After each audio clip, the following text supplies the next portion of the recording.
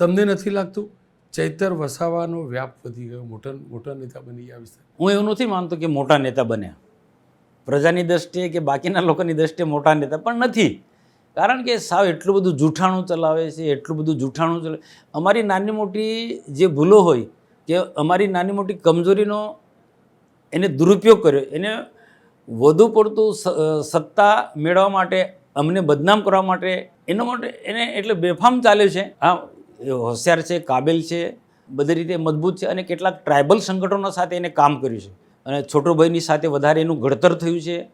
ધારાસભ્ય મહેશભાઈના પીએ હતા અને ક્યાંક ક્યાંક તો એક આદિવાસી યુવાન ઉભરે એટલા માટે મેં સલાહ આપી હતી.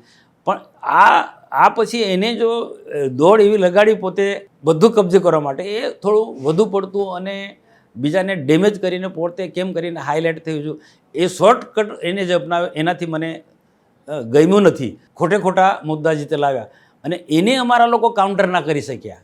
હું તો કહું પ્રદેશના લોકો પણ એમને કાઉન્ટર ના કરી શક્યા, એમને નજરઅંદાજ કરી કે આ ચૈતર વસાવા એ એકલાની તાકાત નથી.